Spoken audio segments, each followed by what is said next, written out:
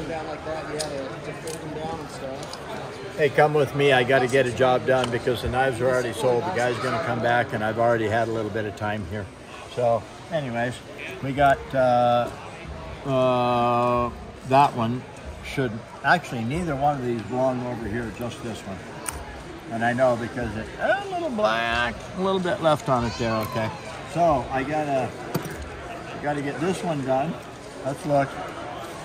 Okay, it's not too bad, but as far as just slicing, it won't.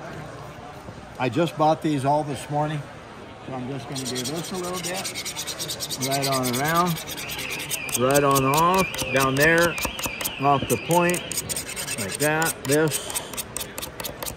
I'm using probably 4 or 5 ounces of pressure because I actually need to kind of work this quick, just like that, that.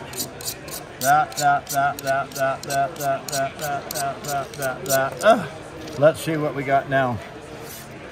Oh my God. Gee, I smell a skunk. All right, so that one's done.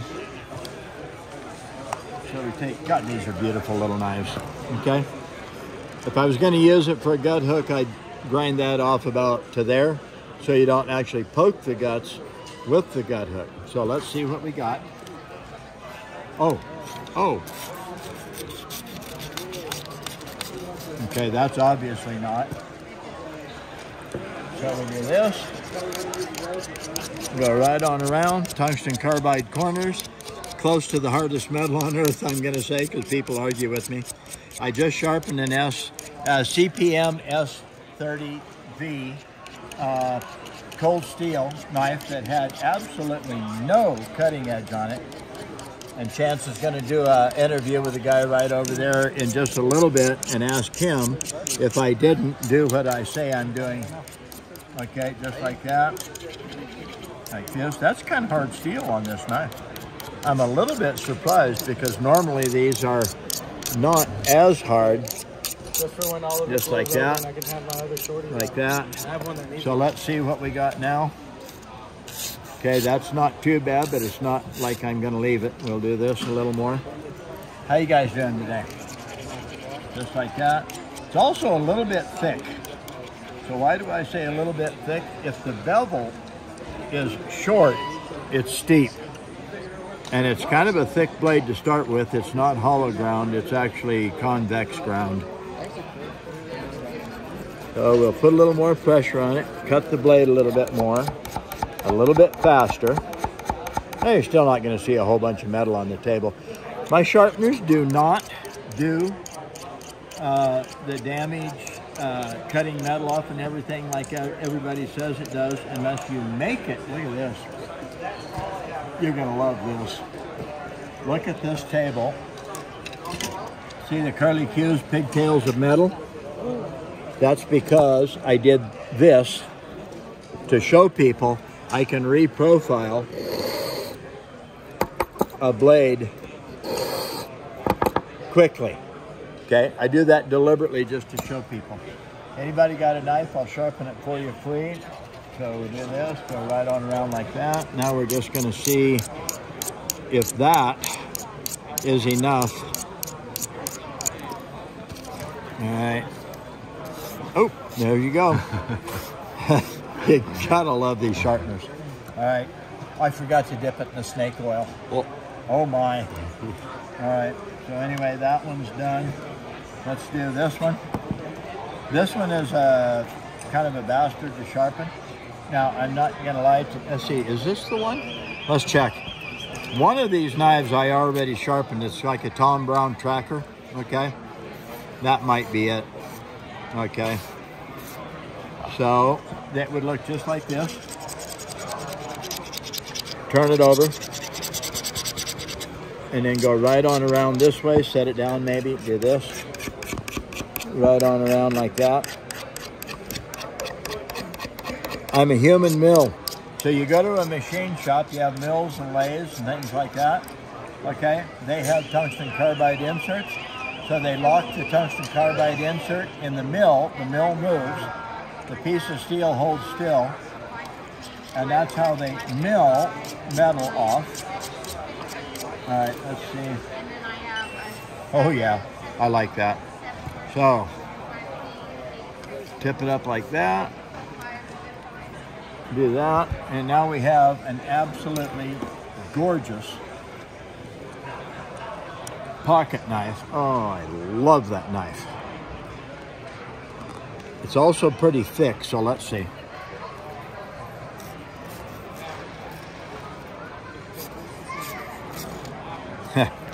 People say, well, it can't cut if you stop. Anyway, you have to saw the paper. See? So let's go back to this one. Set it down. Carve on the metal kind of hard. Go right on around. You don't see any great big pieces of metal because my carbide does cut fast, but it doesn't cut that fast, unless you put more pressure on it. And I'm not going to do that because I don't want to make the blade completely uneven and sort of ripply and chewed up and all that. Turn it at a steep angle like this, go right along the blade, right out there off the point. Okay, turn it over and do the same thing here. Now we're going to come up here, do it lighter, and even lighter and lighter. You can go forth and back. I don't care what direction you go. Just like that, that. This blade's pretty thick. It may take a little bit more to make this one. Okay, it's just barely cutting. So what I'm going to do for this knife is, if you look at it and I hold still and I tip it just a little, you can see that the cutting edge is really thick. So why is it really thick? Because the person who actually ground this on a belt tipped it in too far and went like that, and they didn't really know what they were doing because they did not actually make a knife out of this knife. So I'm going to work on it. I got to bring it out here. I'm going to let you see the metal coming off. Okay, there's going to be a pile of metal end up over there and here.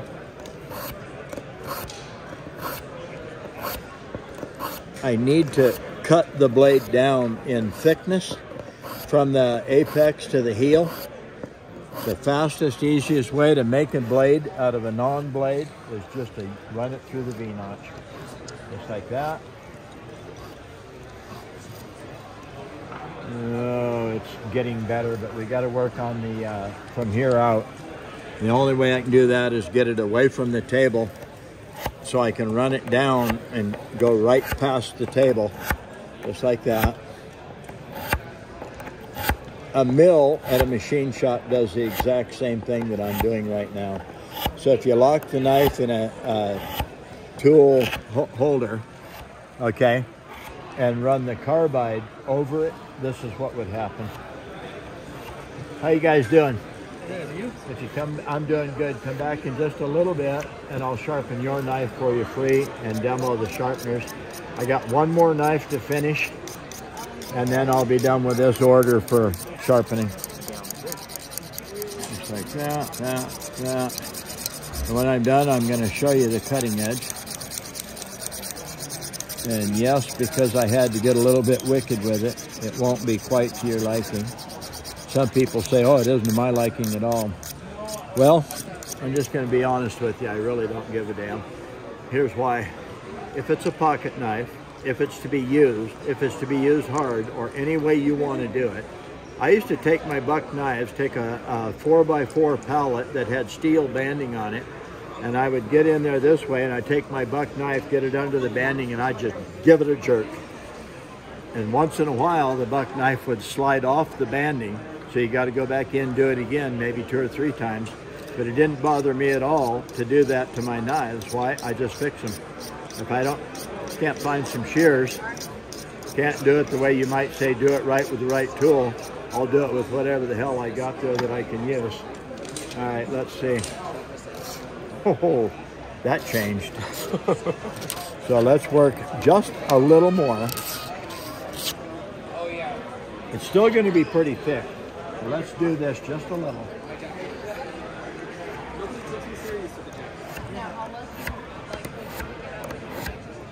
If you force that blade down through a V-notch tungsten carbide corners, it'll cut just like it would if it were in a mill in a machine shop. All right, now we lighten up on it. Okay, that feels good actually. So just like this, like that, turn it. I'll actually cut those little tiny imperfections off the blade.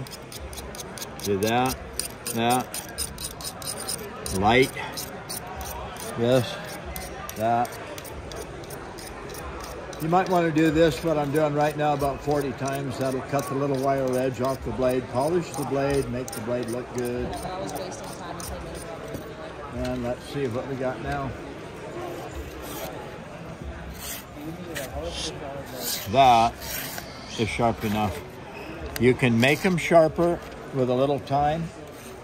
And that knife actually may never really actually get used. You'll take your fingernail off. That easy. It's sharp enough. This Brad Buckner, sharpensbest.com.